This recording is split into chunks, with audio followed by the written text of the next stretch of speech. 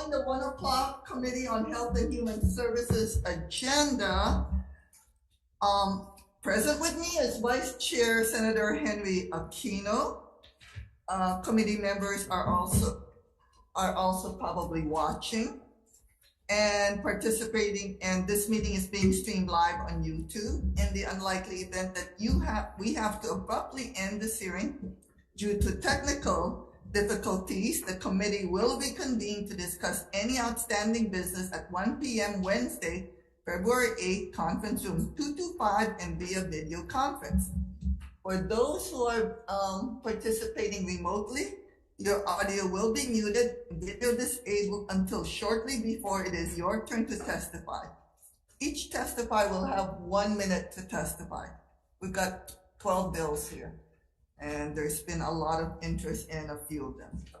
If there's a technical glitch during your time to testify, we may have to move on to the next person due to time constraints. I will be reading a list of individuals who submitted written testimony for each measure. We apologize if the closed captioning does not accurately transcribe the names. If you're interested in reviewing the written testimony, please go to the legislator's website. You'll find a link on the status page for the measure. We appreciate your understanding and remind you that the committee does have your testimony, that I reviewed them, so I encourage you to use your time to either add additional comments or you can stand on your written testimony. So first up, Senate Bill 446 relating to prescription digital therapeutics. We have HSAC, Hawai'i Substance Abuse Coalition, in support. And then we also have Peer Therapeutics in support. Anybody else wishing to testify on SB number 446? Yes, I believe I was zooming in. This is Alan Johnson with HSAC. Okay, please proceed. Okay, hi, my name is Alan Johnson. I'm with the Hawai'i Substance Abuse Coalition. Good morning, Chair, Vice Chair. I just want to add some of the rationale here is that, as you know, residential and outpatient treatment is by hands down the best there is our best treatment out there. What's missing in substance abuse is we don't have primary care like any other chronic illness. We don't have doctors being involved at all. It's just specialty care. And so the idea of the use of Suboxone, that medication for opioids, and the use of this digital prescription is not to replace treatment, but to supplement treatment and to get the doctors involved. Because then we can start treating people who have moderate conditions before they get the specialty care. That's why this bill is so important for us to move forward and having a more comprehensive system. And thanks for the opportunity to testify. Okay, thank you very much, Mr. Johnson. Anybody else wishing to testify on SB 446? Okay, seeing none, members, any questions? Oh, we also have Senator Miley Shimabukuro joining us. Any questions? Okay, seeing none, we're going to move on. SB 601, Special Purpose Revenue Bonds. For the nonprofit or corporations that provide healthcare facilities for the general public. First up, we have Budget and Finance providing comments. Okay, next up, we have Kapiolani Hawaii Pacific Health in support. Please proceed. Good afternoon, Chair, Vice Chair, members of the committee. My name is Mike Robinson with Hawaii Pacific Health. We're writing in support of this bill. This is a special purpose revenue bond that would help us complete our 15-year master plan for the redevelopment of Sprout Medical Center. The last time this facility has had a major renovation was back in 1970, so it's the time is near. And we are also doing this in a way that to facilitate more outpatient services and avoid hospitalization. And this first phase will create parking, which is essential for our master plan to be developed. So if you have any questions, I'm here, but thank you for the opportunity to testify. Okay, thank you very much. Anybody else wishing to testify on SB 601? Members, any questions? Okay, I see people on Zoom land. I'm assuming they are not for 601. So next up, we have SB 762 relating to water catchment systems. First up, we have Department of Health, Environmental Health Administration in opposition.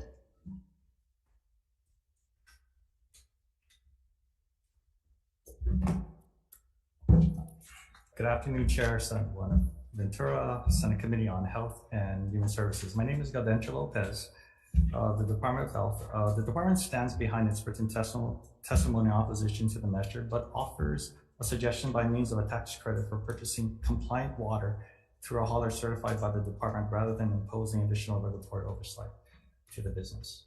I'll be available if there are any questions. Okay, thank you very much.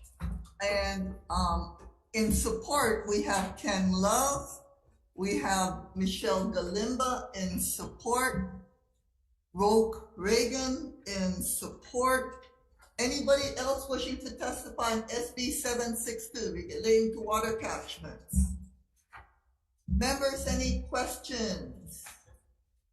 Okay, seeing none, we're moving on. Special purpose revenue bonds, SB number 1476. First up, we have Maui County Council in support.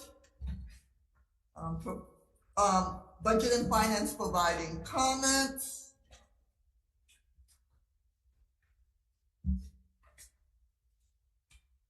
Alice Lee County, Maui County Council in support. Joanne Winter for West Maui Hospital Foundation in support. Robert Walker Schroeder in support. Anybody else wishing to testify on SB 1476? Okay, moving on. Nobody's asked questions of SB 679 relating to health. First up, we have Department of Health providing comments. Next up, we have Office of the Prosecuting Attorney, County of Kauai in support. Next up, we have Drug Policy Forum of Hawaii in support. Hawaii Health and Harm Reduction Center. Whoa. Okay, Nikos Leverance. Aloha, Chair and members. Nikos Leverance with both Drug Policy Forum of Hawaii and Hawaii Health and Harm Reduction Center, writing in strong support of this bill. We thank you for introducing it. We think that it's critical for fentanyl test strips and other drug testing tools to be allowed under the state's current drug paraphernalia law. We are in the midst of a extended opioid crisis here. We started providing fentanyl test strips a number of years ago, and it's been a very effective tool. And I think we also consider that our drug paraphernalia statute perhaps should be repealed entirely. So mahalo for this important piece of legislation. Okay, thank you very much. And I see Rebecca Leake, also on Zoom, prosecuting attorney for the County of Kauai. Please proceed. Good afternoon, Chair Buenaventura, Vice Chair Aquino, and members of the Senate Committee. The Office of the Prosecuting Attorney submits we just submit on our written testimony in support of the legislation, but I'm here to answer any questions if the committee has any for me. Okay, thank you very much. Next up, we have Hawaii Health and Harm Reduction Center in support. We have Kimo Alameda, Dr. Kimo Alameda, Hawaii Island Fentanyl Task Force in support. I see Angela Melody Young cares in support. And we also have Graham Chelius in support, Randy Gons in support, Will Caron in support. Anybody else wishing to testify on SB 671? Okay, members, any questions? So Nicholas, I just want to point out one of my bills in 2017 actually decriminalizes drug paraphernalia. So it hasn't been a criminal penalty for past 5 years now, but there is still a small fine for which we are going to hopefully fix it this session. So thank you very much. Anybody else wishing to testify on SB 671? Okay, moving on. SB 1454 relating to psilocybin. First up, we have Executive Chambers, Office of Wellness and Resiliency and Strong Support. We have Department of Health providing comments. Beyond Mental Health in support. Honolulu Psychotherapy in support. Chris Adams in support. Thomas Cook in support. Kathy Southern in support.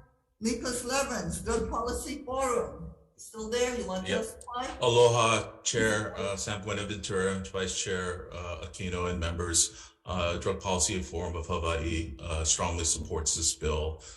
We had, this country had some great research underway with respect to psilocybin, but unfortunately, our ruinous drug war policies got in the way several decades ago. So this bill is needed so that we can afford people in need with therapeutic access to psilocybin, and hopefully we can get to the place where Oregon is right now. Their facilities will be underway supposedly this summer. So mahalo for the opportunity to provide testimony. Okay, thank you very much. And I know you have Miss Kathy Southern, who I see is on Zoom now. Please proceed. Can you hear me? Yes, we can. Thank you. Yes, I'm a psychotherapist, licensed clinical social worker, training in the use of these medicines, and I'm strongly supporting this bill to develop a task force to look at the therapeutic measures for this medicine. I'm a current MAPS therapist trainee, the Multidisciplinary Association for Psychedelic Studies, currently in training to use some of these medicines and hopefully psilocybin in the future. So I would love the opportunity to be able to do so in the future. Okay, thank you very much. Okay. And we have Benjamin Lillybridge in support. We have Wiley Gray in support. We have Jesse Gould in support. Don Martin in support. Michael Cohen in support. We have Oriana Filiacci in support. We have HSAC, Alan Johnson, providing comments. We have Lee Williamson in support. Robert Patterson in support. Dr. Blaine Williams in support. Tony Santiani in support. And we may have missed you, Jeremiah Holgren. So please proceed. Hi, everyone. My name is Jeremiah. I'm a private consultant. I specialize in anti-aging and regenerative research. I want to make it clear I do not practice medicine, but I am continuously reading, examining, and extrapolating all of the most cutting-edge research. I've consulted for MDs, PhDs, CEOs, even some celebrities, and I really want to make it clear that psilocybin-induced neurogenesis, or the creation of new neuronal pathways in the nervous system, is a thing. This is not speculation, and this is one of the most inspiring statements we can make in the modern era of health and wellness. We desperately need health professionals who are ethically congruent and willing to examine all the empirical data to utilize this natural product, which has an outstanding safety profile that outclasses any other antidepressant or pharmaceutical really for this Thank you very much. that we have available. So thank you. Aloha no. Thank you. Okay, we have, we're not there yet. I'll ask. Kalehiana Pohaku Stormcrow in support. Tony Santini in support. Minister Dr. Divinity Shamanic, Dr. Acrylis in support. Lauren Adler in support. Chloe Groom in support. And I see Amanda Lillybridge on Zoom in support. Please proceed. Aloha, members of the committee. My name is Amanda. I help run a family medicinal mushroom business on the Big Island of Hawaii with my brother. So I'm a huge advocate of the healing powers of mushrooms as medicine, both psychoactive and non. aside from the clinical evidence proving psilocybin's efficacy as an effective treatment for mental health disorders, I personally have benefited greatly from having safe access to this medicine. It has completely transformed my life and allowed me to heal from debilitating adolescent trauma that I thought I would never fully recover from. And so I wish that everyone had safe access to this opportunity for healing. And I believe that the people of Hawaii deserve better mental health solutions. So please consider expanding access for us here. Mahalo nui for your time. Thank you very much. Okay, next up I see, and I see Robert Martin on Zoom. So please proceed, Robin Martin. Aloha, Chair, Vice Chair, and members of the committee. My name is Dr. Robin Martin. I'm a psychiatrist who trained and now practices in Honolulu. I'm also assistant clinical faculty with the Department of Psychiatry at UH, and I'm here speaking in strong support of SB 1454, which will establish a therapeutic psilocybin working group. Depression is the leading cause of disability worldwide. Suicide is the leading cause of death in the youth, a second leading cause of death in the youth of Hawaii. In my profession, I'm on the front lines of addressing this mental health crisis, and we are in desperate need of new therapeutic modalities. More and more clinical trials are showing the efficacy of psilocybin in treating major depression, and we are on the precipice of developing new therapeutic strategies, and this bill is an important step in that direction. Please support this measure. Thank you very much. Thank you very much. I've already read Tony Santini, but he's finally on. So Tony, you have 1 minute. You need to unmute yourself. Okay. Oh, Got it. can you hear me now? Thank you. Good afternoon. Thank you for listening to this testimony in support of this bill. I am, as an individual who has suffered from dramatic childhood trauma and addiction issues for the majority of my life, causing not only suffering to myself, but those around me, psychedelic therapy modalities have been the only thing that I have found so far to help me stay sober and recover from some of these traumas and to face them. I really wanted to bring my support to this bill, and I feel this is very important. And I know that the people of Hawaii do have these challenges, and I hope that we can not make them wait for potential recovery and healing. Thank you. Okay, thank you very much. I believe we've already called in Chloe Boone, but she's finally on. So Chloe, please proceed. You have 1 minute. Aloha, thank you for your time. I'm a professional practitioner of traditional Chinese medicine and Western herbalism.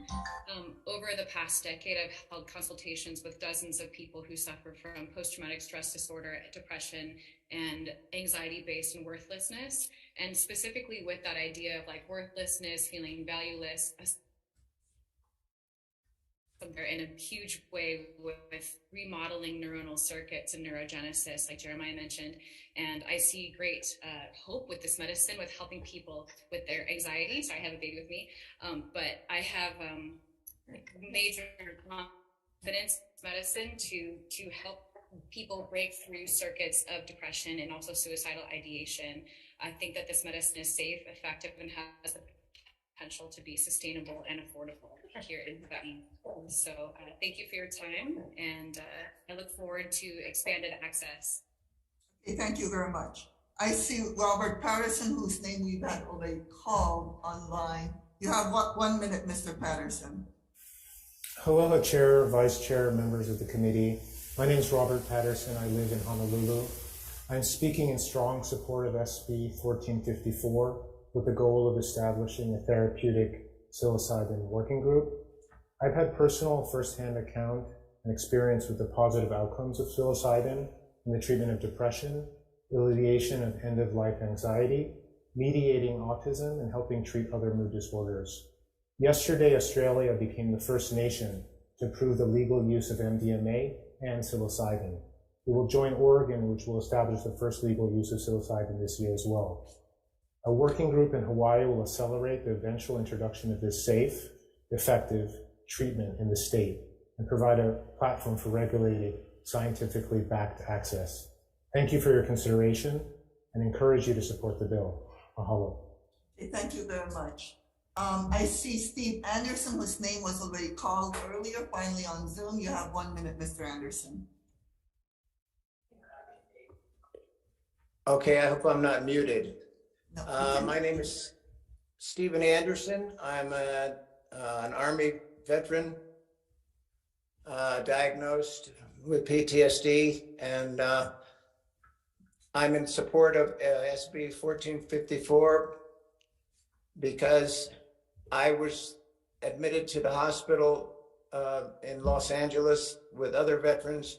And then afterwards, I came to Hawaii and was able to have some therapy with the psilocybin, and it completely rearranged my mind and helped me think and stop thinking about suicide. And I know that some people, some other veterans would really enjoy this. And I can't tell you how much I support the possibility of it being legalized for therapeutic purpose in Hawaii. So thank you. Thank you very much, Mr. Anderson.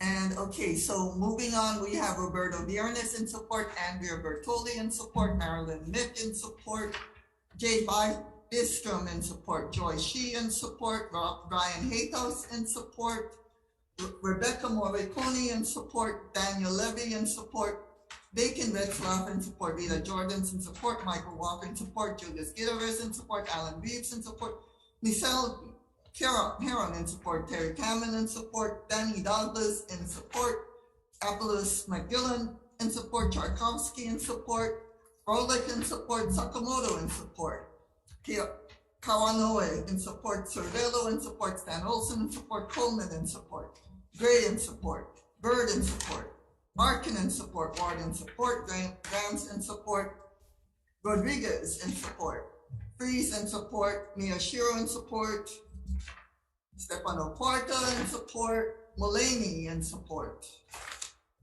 Dr. Mulaney in support, Isabel Dagger in support, and we have KK of Kihei in support, Sean Lester in support, Noelani Love in support, Daniela Spoto, Daki in support, Gons in support. And I noticed that somebody raised their hand for the psilocybin bill. Yes, my name is called earlier, Blaine Williams. Oh, I'm sorry. That's right. So would you like to come up? You have 1 minute. Thank you.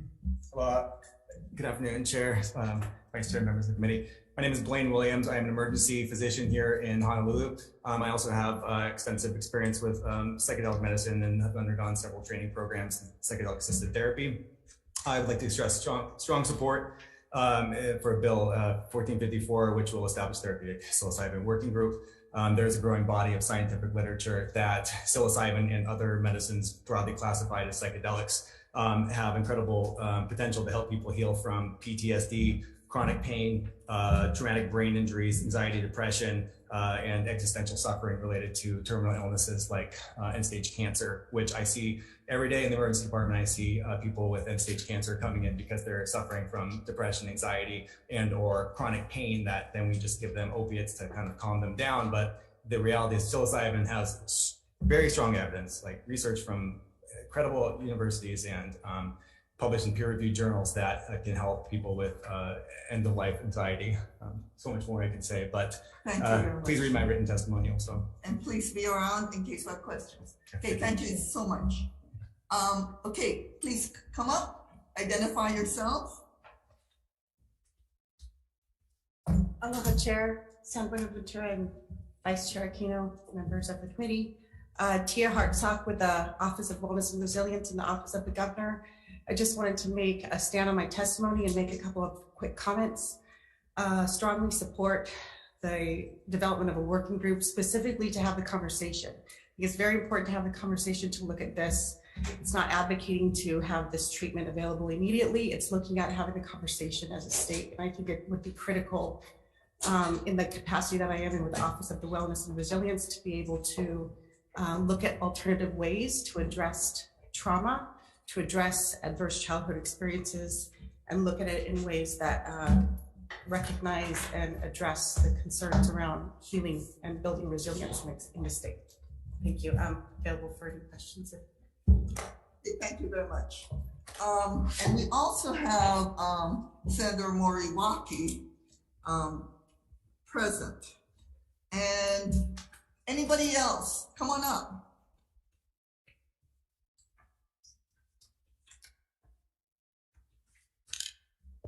Kako Senators, my name is Ashley Lukens, and I am the founder and co-director of the Clarity Project, and we are the leading advocacy organization seeking to expand therapeutic access to psilocybin, and I'm here to answer any questions. Okay, thank you very much, Ms. Luken. Anybody else wishing to testify on SB number 1454? Come on up and please identify yourself. Aloha, Chair, Vice Chair, members of the committee. My name is Duration. I'm testifying as an individual and also serve as the project manager of the Clarity Project. Just standing on my written testimony and available for any questions. Okay, thank you very much. Anybody else wishing to testify on SB number 1454? Okay, members, any questions? Okay, I do. Tia, Office of Wellness and Resiliency. Okay, so this working group has the Department of Health as chairperson, but they didn't testify. So my question to you is Office of Wellness and Resiliency willing to be the chair of this working group? I think that would be a nice conversation to have.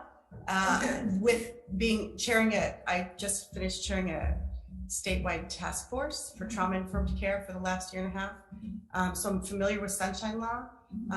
Obviously this will be under Sunshine Law, which would be fantastic. However, it is a lot of work. So I would encourage, if that's the case, to have some type of staffing support, because I have a large charge in my office. So I'd be happy to support it in any way that I can as an office, but would kindly ask and humbly ask for some type of administrative support for that. Okay, thank you very much. Okay, so Dr. Williams, I have a question. Could you come on up? So Dr. Williams, my question is this. If, well, there have been a number of people who testified, a number of Vietnam vets have been positively helped by the use of psilocybin. If it's illegal, how did they get the psilocybin? Yeah, well, that's sort of an elephant in the room, isn't it? Yeah.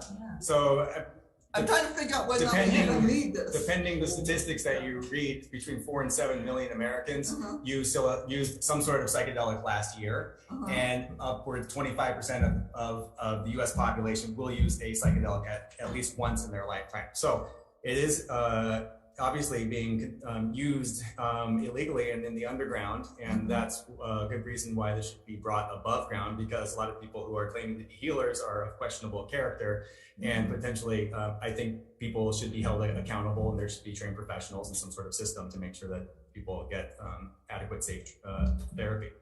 Because this isn't a recreational thing. This is something that you do over 3 to 5 hours, and you got at least one person watching you the entire time to make sure that you're safe, right? Okay. Yeah, and it's non-toxic. I mean, it's impossible to overdose from psilocybin. I mean, you can't ingest enough mushrooms to die from it. Okay. Okay.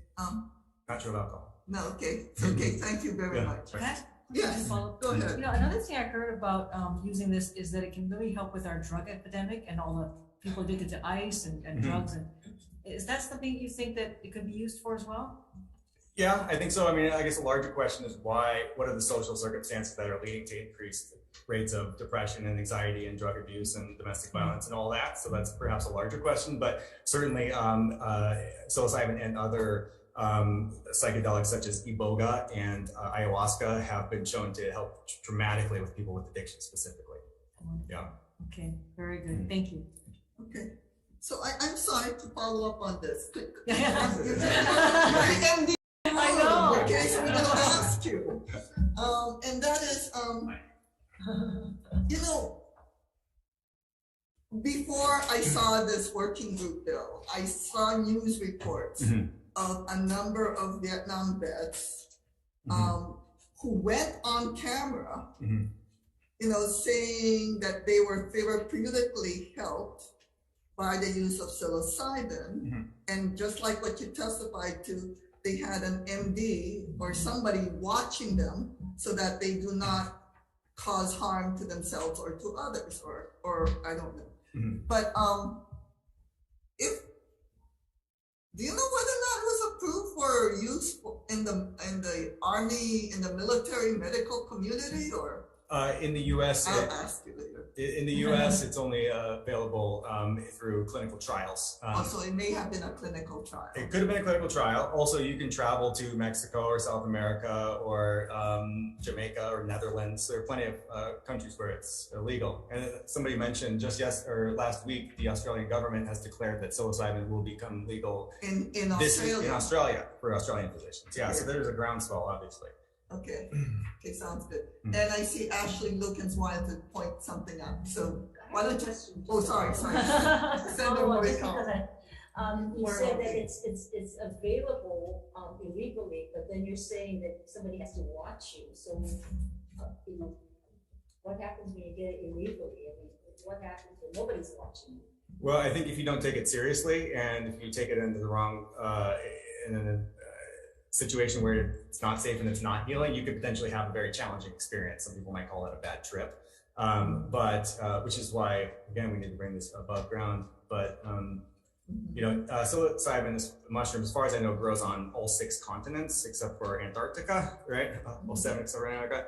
And there were psychedelic mushrooms that are native to Hawaii. I don't think they're psilocybinogenic, but everywhere, I mean, as far as we know, for thousands of years, people have been using psilocybin and other psychedelic mushrooms.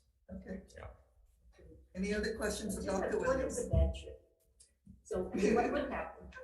I mean, is it fatal or is it, how are you affected by it? I think people could be emotionally traumatized from it potentially if you were to take an unsafe situation. It would just feel unsafe, or maybe like the world was ending or something strange like that. Permanent, or is it just a temporary during that time, or what? Does it stay in your system? Almost always temporary. Yeah. Okay. Any other questions of Dr. Williams? So, I mean, I see Ashley Lukens jumping up and down. So if you have a minute to clarify an answer. First of all, I promised Dr. Williams that he would be treated nicely in the hearing, so thank you for doing that. I just wanted to say that the FDA has twice granted psilocybin breakthrough therapy designation, which means it's able to be used in a clinical setting for research. And we have, I would say, many top-notch research institutions in the US enrolling folks like veterans in clinical trials. But the setting where the psychedelics are administered is key to the efficacy of the medicine. So that's why we're going for therapeutic access, because we want to ensure that people have safe settings where they can receive and process and integrate the medicine. Okay, thank you very much. Okay, any other questions on magic mushrooms, that psilocybin? Okay, we're moving on. Okay. Next is SB 440 relating to cannabis. First up, we have 440. Department of Health. Looks like they're in support, but didn't actually say they're in support, but I guess comments, or I don't know, you're right here, so. Please proceed. Good afternoon, Chair, Vice Chair, members of the committee. Michelle Nakata for the Department of Health, Office of Medical Cannabis Control and Regulation. The department does support, and we appreciate the increased access to patients, and we do support this bill. I apologize for the mistake on the header. Primarily because it does maintain DOH authority to adopt rules as to the requirements, because we want to ensure that delivery is made to a current valid registered patient or caregiver, ensure that the purchase is within the patient's limits. And we also want to make sure there's adequate security around the transaction to ensure that the dispensary employee, patient, as well as the public, is protected from any adverse events. So we do appreciate this, and thank you for the opportunity. I'm here for any questions. Okay, thank you very much. Okay, next up we have Hawaii Cannabis Industry Association in support. Okay. Good afternoon. Please proceed. Chair, and Vice identify yourself. Yes, Chair, Vice Chair, members of the committee. My name is Tai Cheng. I'm president of the Hawaii Cannabis Industry Association for the last 2 years now, I guess. And we've submitted written testimony and we stand by that testimony, but we're available for answering any questions if you have them. Thank you so much. Thank you very much. Next up, we have Drug Policy Forum of Hawaii and support. Anybody else wishing to testify on SB 440? Okay, please identify yourself. You have 1 minute. Aloha, chairs, vice chairs, members of the committee. My name is Devon Ward. I am senior legislative counsel at the Marijuana Policy Project, testifying in favor of SB 440. I just wanted to let the committee know that the majority of the 37 states that allow medical use in the country have allowed curbside access for medical patients since 2020, since the beginning of the pandemic. So Hawaii is actually an outlier in that regard, that they don't allow curbside pickup for medical cannabis patients. And so this law, or this bill actually rather, would bring them into line with most of the 37 other medical states in the country. So strongly support this bill. Hope that it does pass. Thank you for the opportunity to testify. And if you have any questions, happy to answer them. Okay, thank you very much. Okay, anybody else wishing to testify on SB 440? Okay, members, any questions? Seeing that, we're moving on. SB 451. Relating to medical cannabis. First up, we have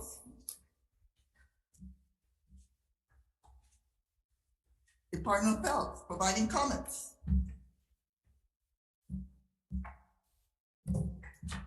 Thank you, Chair, Vice Chair, members of the committee. Michelle Nakata, Office of Medical Cannabis Control and Regulation. We are commenting on this measure, and we do stand on our written testimony. I just wanted to highlight a few things. We do appreciate this opportunity to bring smaller cultivators into the legal industry. It would expand the variety of strains of flowers that may be available to medical patients. And it would also help to relieve the licensees themselves from having to cultivate, a huge variety of cultivars. And we also hope that that might translate to lower costs for patients. The concerns that we have are, as it's written, there seems to be some sections where the requirements for the cultivators have been left out as far as possible amendments. For example, in Section 5,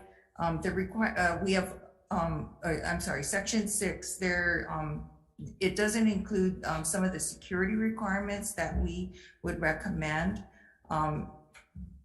for the facility. And then another concern was that there is this in Section 5, there's a requirement for an agreement with a licensee. And then we had the question about what would be the disposition of the cannabis material should the agreement with the licensee end. So that was a question that we had. And then also with regards to one of the amendments, it doesn't seem to include any kind of penalties for purposefully altering or falsifying information, which we think should be included. Thank you, and available for comments. Thank you very much. Okay, next up, we have the Attorney General providing comments. Good afternoon, Chair, Vice Chair, and members. Andrew Goff, the Attorney General. We submitted testimony that includes a couple of recommendations that we think would clarify some of the concerns that DOH had too, but basically whether a cultivation facility can sell, buy, or create manufactured products like edibles or concentrates, and whether they are able to sell to patients. And we'd be happy to work with you folks or anybody on clarifying language or whatever DOH is asking or what we have testified on. So I'm available for questions. Thank you very much. Okay, next up, we have State Procurement Office providing comments. We have Maui Grown Therapies in support. We have Aloha Green Holdings in support. Madam You're Chair. standing by your written testimony? Yes, this is David Cole, Madam Chair. Okay, wait a second. We're not there yet, Mr. Cole. Unless you are Maui Grown Therapies. Are you Maui Grown Therapies? Yes, yes, I am a co-founder of Maui Grown Okay, Therapies. sorry. Okay, please proceed. You have 1 minute. Thank you, Madam Chair. We stand by our written testimony and available for any questions you and your colleagues may have. Thank you very much. Okay, next up we have Ruth Love in support. Anybody else wishing to testify on SB 451? Okay, seeing none, we're moving. Oh, questions, members? Okay, seeing none, we're moving on. SB 673 relating to medical cannabis, another cannabis bill. And that is, first up, we have Department of Public Safety providing comments. Okay, we have Attorney General providing comments. Good afternoon, Chair, Vice Chair, and members. The Attorney General did submit testimony on this. We would just note that this would require a very broad definition of healthcare facilities, and all those healthcare facilities would be required to allow cannabis use for terminally ill patients. That could potentially put their federal funding in jeopardy through Medicaid or Medicare, and potentially any private funding they would have, which would require compliance with federal laws. So again, we're available for questions if you have.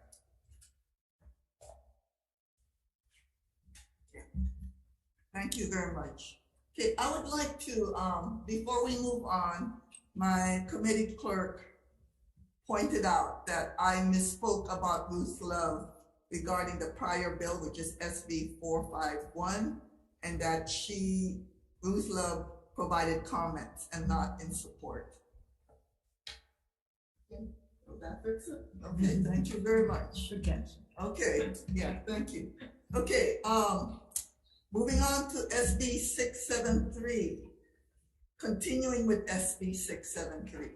We have, other than the Attorney General, we have Drug Policy Forum of Hawaii. I see Nicholas Leverance in support. Please proceed. Aloha, Chair, Vice Chair, and members. Nicholas Leverance of Hawaii with Drug Policy Forum in strong support of this bill.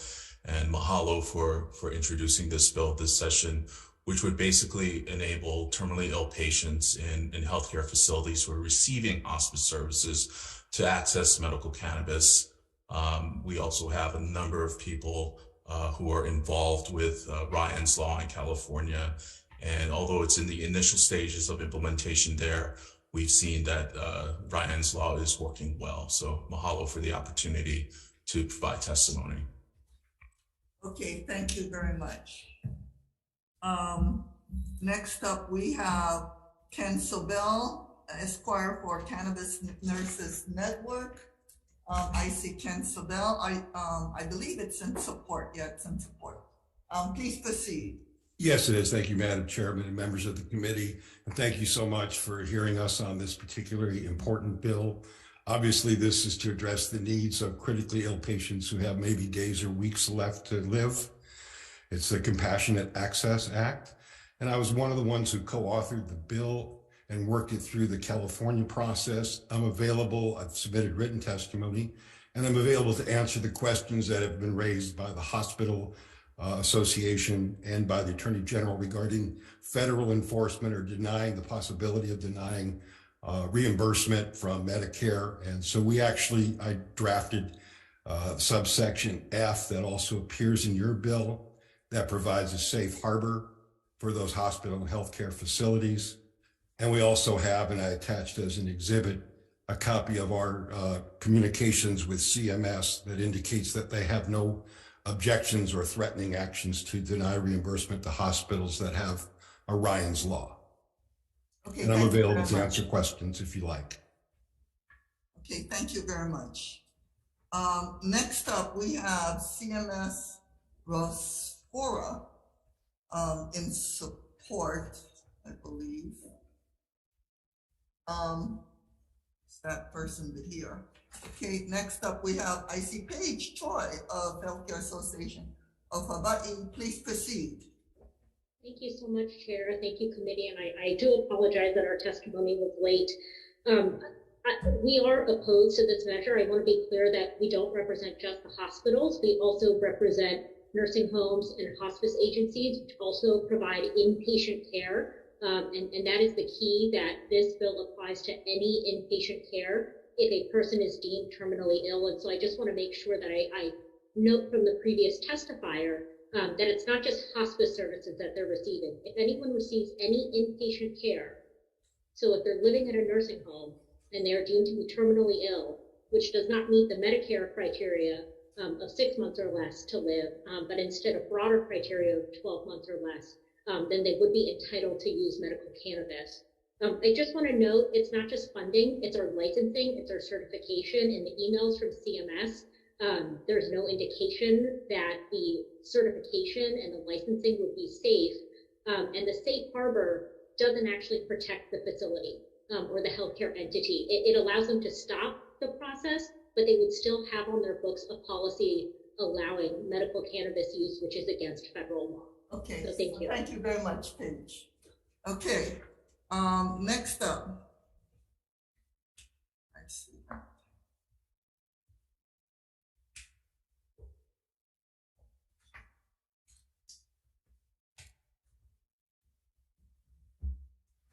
Okay, next up we have marijuana policy project in support.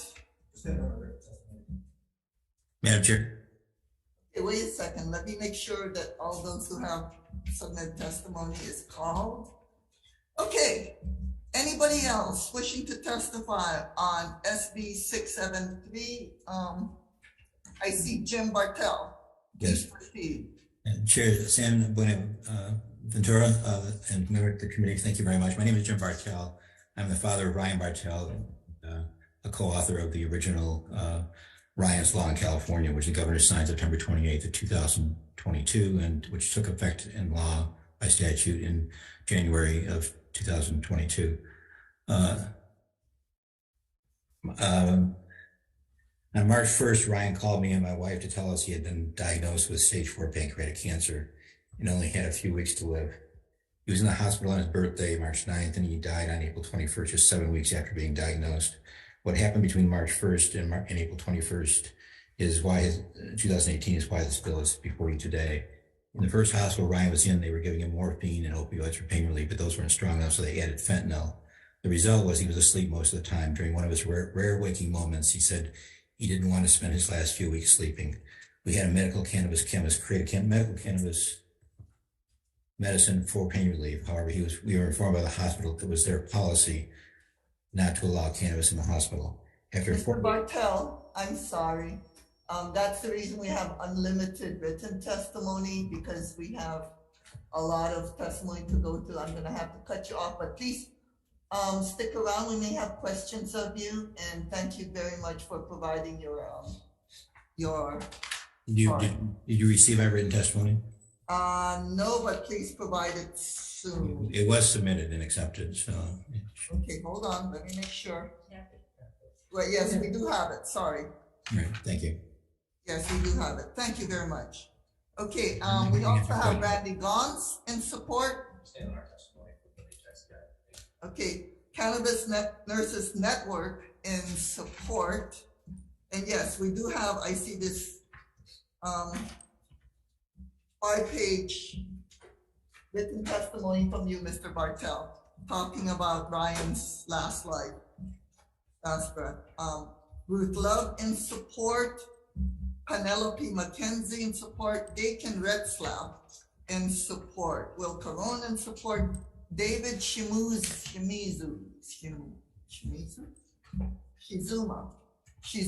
in support. Anybody else wishing to testify on SB 673? Okay, questions, members? Okay, so I have a couple of questions. Mr. Bartel, since you are here, I noticed that you talked about how cannabis had allowed your child to be able to, before he couldn't swallow anything, not even water, but as soon as he had a medical cannabis spray in his tongue, the result was amazing. So why did you need the law when you were able to get cannabis to your son? The reason that the first hospital where he was at for 4 weeks on fentanyl wouldn't allow cannabis was because they were afraid of losing Medicare and Medicaid funding, and they convinced the governor of that. And he actually vetoed it the first year we submitted it, and then we resubmitted it. We got a letter from CMS saying that they would have no problem with hospitals having cannabis, and they would not be citing any hospitals for loss of Medicare and Medicaid funding. So we sent that to the governor, and the second time it came to his desk, he signed it. And Okay, so it's only after the governor signed the bill that you were able to then give this cannabis spray to your son? Is that what you're saying? No, the second hospital we had him transferred to back in 2018 did allow cannabis. They had no problem with it. He was there for 3 weeks on the cannabis. Didn't need fentanyl or anything else. He'd sleep through the night, wake up during the day. And normally, he had a quality of life his last 3 weeks, being able to have visitors and speak with his family. Okay, thank you very much, Mr. Bartel. I have a question of the AG. Are you still here? Come on up. So the governor in California on September 28, 2021 signed into law this Ryan's law that allowed for the kind of cannabis like the spray that Mr. Bartel talked about that allowed his son to finally drink something and get relief before he died. Were there any federal challenges, do you know of, since 2021 to the California law? Because Ken said there hasn't been, but. I'm not aware of any federal actions that have been taken. I know the law did just get implemented very recently, so I'm not quite sure. I'm not up on that. Okay, so I see that. What if we define the healthcare facility as you stated? Oh, you know what? Okay, thank you. Any other questions? Okay, seeing none, we're gonna move on then. So next up, SB 857.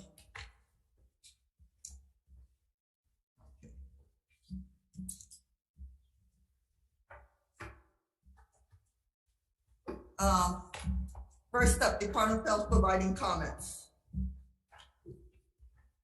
Department of Health, you're not testifying regarding that. Okay, next up we have Shayna Kukila in support, B.A. McClintock in support, Ruth Love in support, Nicholas Levens for himself in support. Anybody else wishing to testify on SB 857? Seeing none, nobody to ask questions on this, the right to try bill. Hello. Oh, I see Shayna Kukila. Please proceed. It's Shauna. Shauna, sorry. Aloha, Senator San Benaventura and members of the Committee on Health and Human Services. My name is Shauna Kukila. I'm testifying as an individual today from Hilo, Hawaii, and testifying on SB 857 today, which allows access to investigational drugs for terminally ill patients in Hawaii. My father, Patrick D. Costa, died years ago of a terminal illness and may have survived longer if there were the right treatments for him. So I wanted to say, though, that I did write in a testimony that says access to healthcare is a fundamental human right and should be codified into law here in Hawaii within right to access healthcare bill. But actually, there is a law already, and it's federal. It's called the Patient Protection and the Affordable Care Act, Section 2717. In 2010, this was codified into law under 42 USC. So I think that if you look at that, that could help guide in access to healthcare for all of those who need it in Hawaii. Thank you. Okay, thank you very much, Shauna. Stick around if we have any questions, okay? Anybody else wishing to testify on SB 857? Members, any questions? So, Shauna Kukila, hi. So I have a question. Yeah. So because we already have a federal law, do we even need to pass this bill? We actually should align with federal law, and we should allow access to anything that the law provides for, which means that if you look at the law, which is easy to look up, I just looked it up. You can find it on any any website. And it says under subsection B of 2717, under wellness and prevention programs, for the purposes of this section, wellness and health promotion activities may include personalized wellness and prevention services, which are coordinated, maintained, or delivered by a healthcare provider.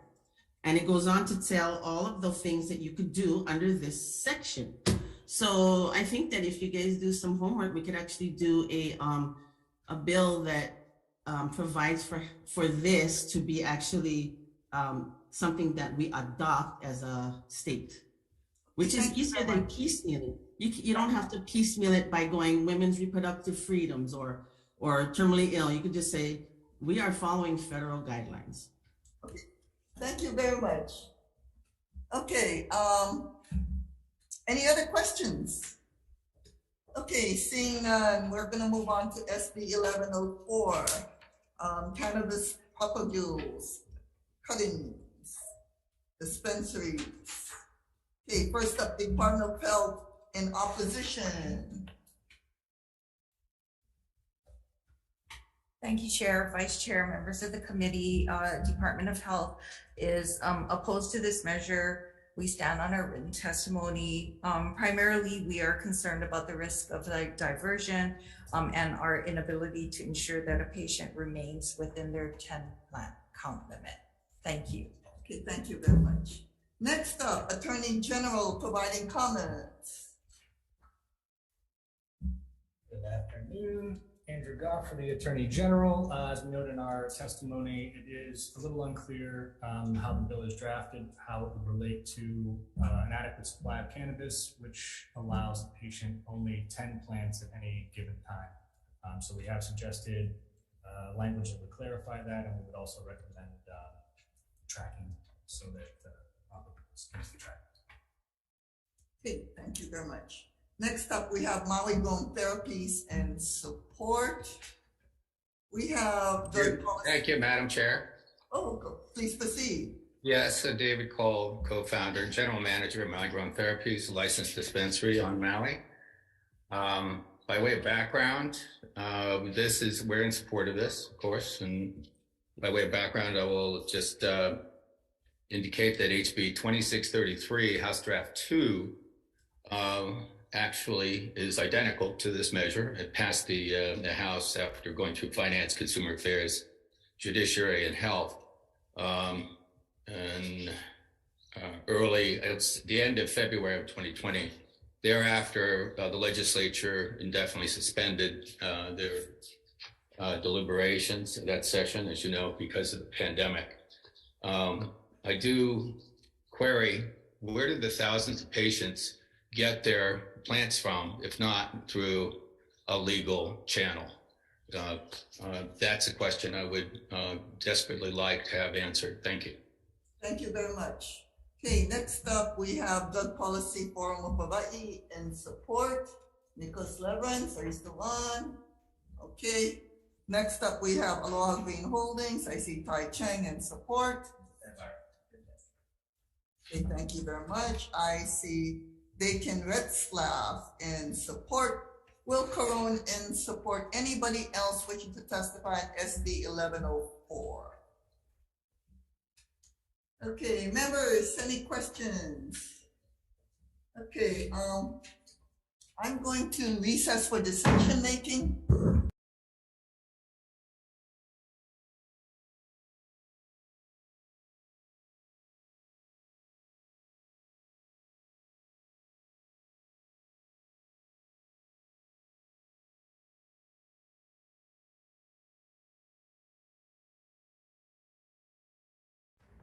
Recalling Senate Committee on Health and Human Services, 1 p.m. calendar for decision making.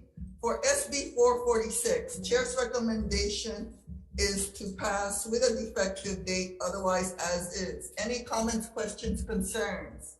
Seeing none, Vice Chair for the vote. Okay, thank you very much. Members voting on Senate Bill 446, recommendation is to pass with amendments. Chair?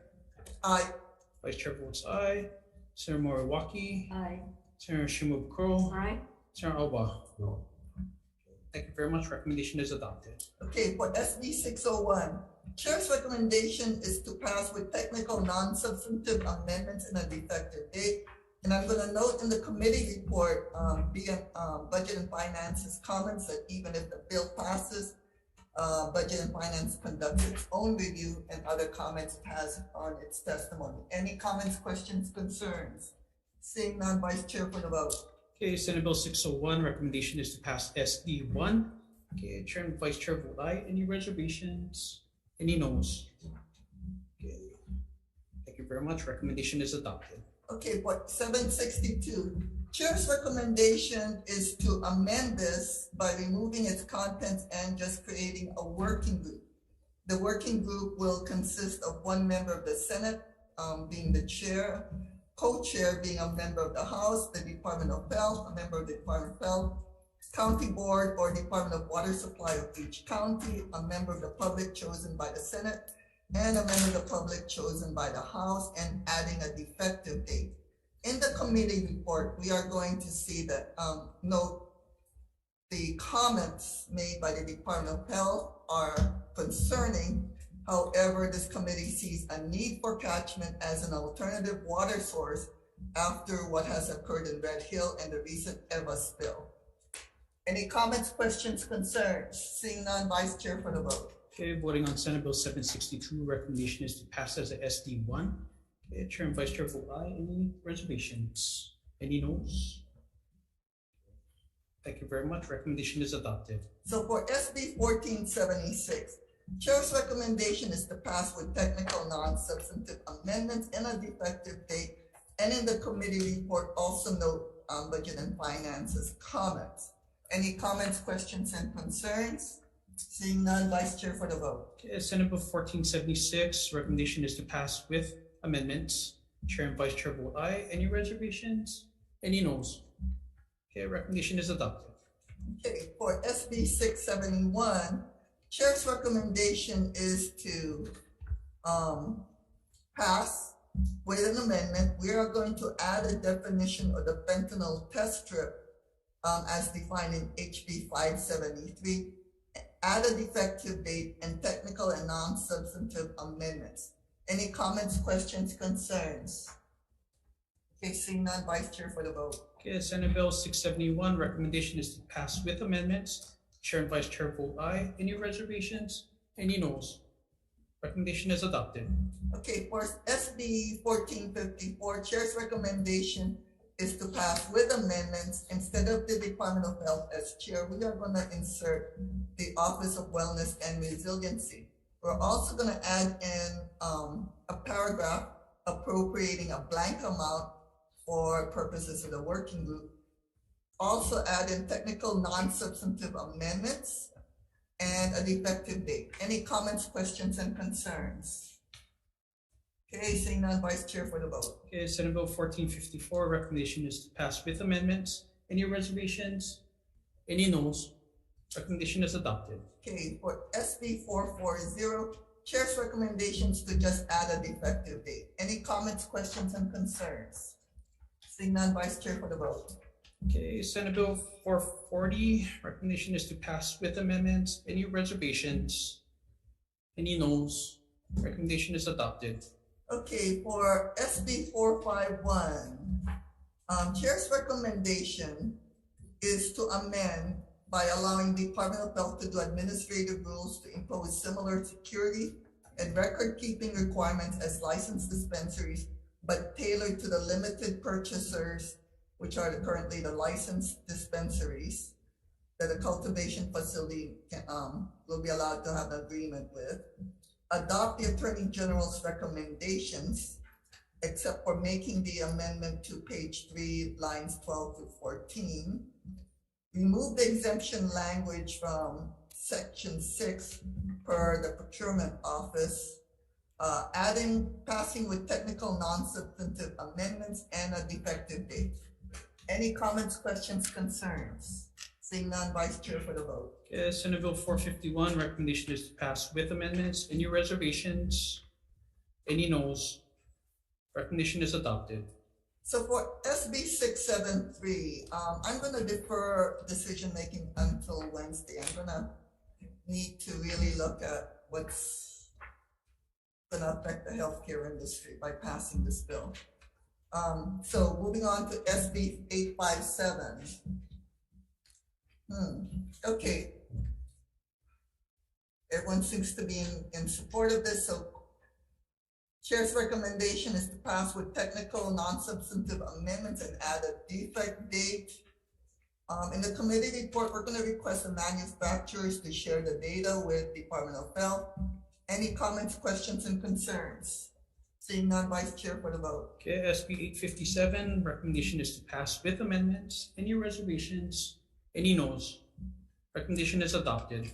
So for SB 1104, Chair's recommendation is to pass with amendments. We're going to accept the Attorney General's proposed amendments. We're also going to allow for the sale of seeds to qualifying patients. Add a section requiring Department of Health to create rules relating to sale of propagules, cuttings, and seeds. And the committee report, and we're going to add a defective date. In the committee report, we're going to note that the current law allows patients to self-cultivate, but there's no rules or laws on how patients acquire the seeds, cuttings, and propagules. By passing this bill, hopefully it'll fix that hole in the law. Any comments, questions, and concerns? Seeing none, Vice Chair for the vote.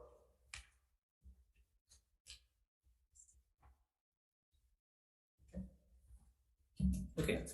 SB 1104, recommendation is to pass with amendments. Any reservations? Any noes? Okay. No vote for Senator Awa. Recommendation is adopted. Okay, thank you very much. And I'd like to point out for SB 673, where we are deferring decision making, such decision will be made on Wednesday, February 8th, room 225 at 1 p.m. Okay, other than that, we are adjourned. Thank you very much.